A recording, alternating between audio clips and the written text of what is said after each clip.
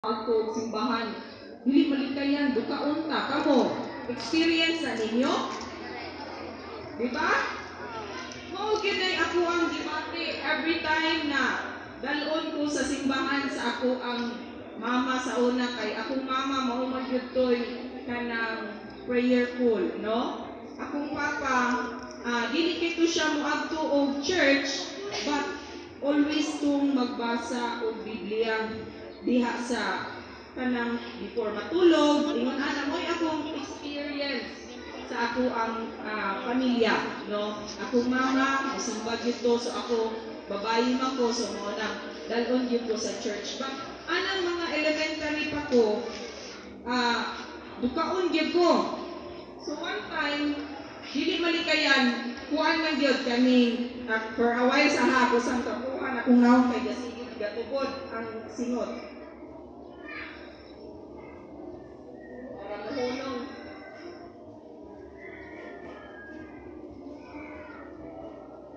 Okay.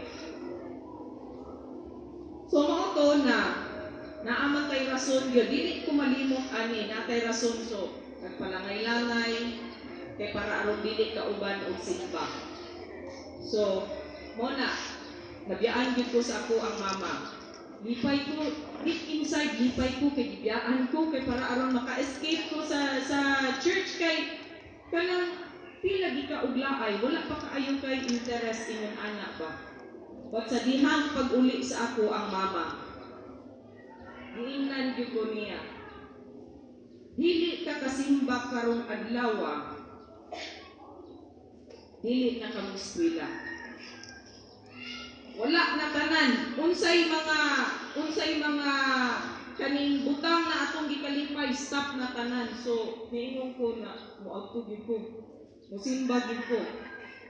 So niadto gyud ko og simbahan ako ra isa. Di ko malimot kay ang oras sa simba ato before is 8 to 9. Dayon 9 to 10 naa, pero wala man ko nakaapas anak kay syempre gakumbati pagud mi sa ako ang mama, kasab-an kog ayo. So alas 10 wala na misa gyud ang simbahan. 10 to 11. So ako adto kog simbahan. Ako ra isa, minaw na kayo ang church. Dito ko nakapamalandong na nakaingon ko. Pero murag taphaw pa ba? Pero dito na ko na-realize na buhi ang Diyos. Kay tungod ni adtong butangan na wala ko nakauban sa ako ang mama, dito na ko nabati ang presensya sa Ginoo. Dito ko naduol sa Ginoo. So hinay-hinay, murag nagka-interest ko sa Bible. So, pero lisod kaayo, di ko malimot. Lisod kaayo pagsabot. Di yun ako matugkad. Diya na po kay di ko kasabot sa Bible. Lisod yun kaayo. So, pag high school na po na ako, maulay gihapon. Ingon ana, kana bang up and down bitaw nimo imong relationship sa Ginoo unstable? Kay wala pa gyud ka nakasabot, wala pa gyud ka ayoy nakapasabot gyud parte sa Ginoo. So, padayon gihapon ko.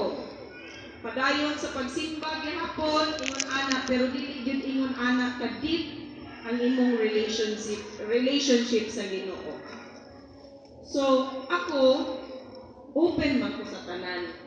Kaya ako ang amahan, open man to siya sa tanan, no? Dili man to ingon, ako most especially sa ako ang mama na kana bitaw manaway sa ubang mga religion, ingon ana. Si mama open siya.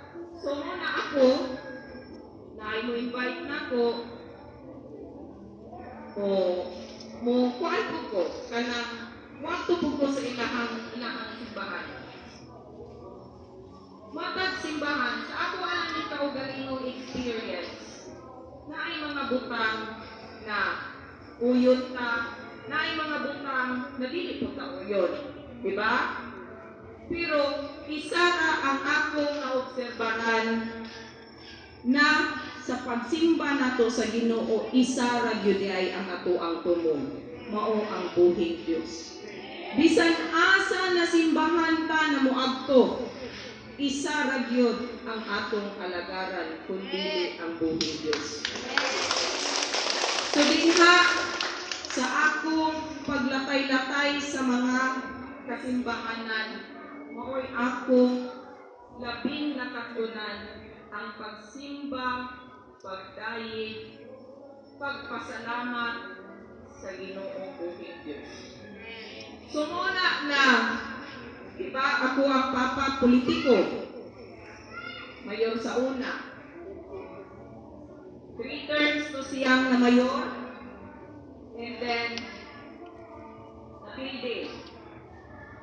Not to explain further sa iyahang kapildihan, grabe among mga kasinatian. Down kaayo, down kaayo mi. Pero, moingon daay ko karon na akong gipasalamatan ang Ginoo. Dili sa tanang higayon na magpasalamat ka kay nindaog ka. Apan, akong gipasalamatan di ay ang buhing Dios nganong iyang gitugutan na mapildi ang akong amahan. Kay karon akong nakita ang himaya, ang tubag sa akong mga pangutana niadtong panahon na nganong wala niya padag-a akong amahan na ang akong amahan nagtarong man ungkag panerbisyo. Pero dili na ko tugkad ang tubag sa Ginoo kay karon nabati nako kay para lang gyud ay aron dili ni maling kay wala man gyud ni sa mga buhat anang mga tinautan, no? So muna na akong gi-share din na kaninyo na itang tanan dili sa tanang higayon na mura bitaw magmahay dayon ta sa Ginoo. Sometimes ang tubag sa Ginoo pila pa ka years. Sama sa ako ang nasinati na pila pa ka years dialaw sa Ginoo na napildi apan nakita na ko ang iyang himaya kay iya ra pud ay ni palayo sa mga dautan. Kung ako mapasalamaton diha sa Ginoo na ako wala di ako'y desire to run for councilor. Wala. Gituldukan na namo ang amuang kinabuhi sa politika. Sa amuang experience. Gituldukan na nako. But, gikuha ko ang among pamilya. Gikuha isa sa amoa. Kung ako po'y gitukoy sa ako ang pamilya na mudagan. Sumuunang na ako karon uban sa Team Asenso na nagalagad sa tanan. So muna na to make the story short, no, ang akong gi-share din ha kaninyo itang tanan kay naa magugoy na experience pod nangalagad pod siya sa Ginoo apan siguro wala magaling ang iyahang una-una naghikog, no? So dili lalim, wala ta kay baloon sa gyoy deep sa iyahang mga experiences, but muna mo bati gani ka og problema sa ang kaugalingon mag-ampo lang gyud ka. Mao gyud na every time na ang ma-confuse ang ako ang mind. Every time, aduna ako'y mga pagduha-duha. Kabalo ka, unsay maka-comfort, naamag yun sa ibana, di ba? Na atong kaabay, atong kasultian, sa atong mga problema. But, ang pinaka-comforting gift ka na to, o mudangot ta sa Ginoo, mubasa kag Bible, di nga na to makita ang iyahang mga tubag. Kaya siya ha, kasi nabian gid nako na sa ako ang kinabuhi. So, ako, kamong tanan, parihata, lahi-lahi ang klase sa ato ang mga pagpangalagad, no? Labi na gayud ninyo, you are kanang kamo ang pinaka palangga sa Ginoo. Kay ako nagatuo na matag-usa dinha kaninyo na ay gift, na ay lahi ang gift na gihatag sa mga pastor, sa mga pari, sa mga ministro, lahi. No? Tagsa-tagsa na atay mga gasa, pero extraordinary gift ang naa ninyo. So, kita,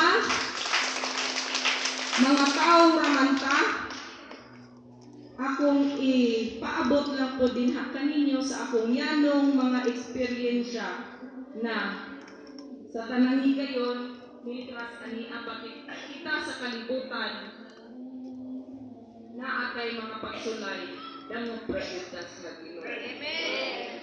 So, dili na nako pason akong na-share din kaninyo ang experiences gikan sa akong pagkagamay hangtod ani abot ko aning idara, so naninaot ko na nakahatag ko og inspirasyon din kaninyo sa tagsa-tagsa. Daghang salamat ug then sabi kay katubod ko akong sunod.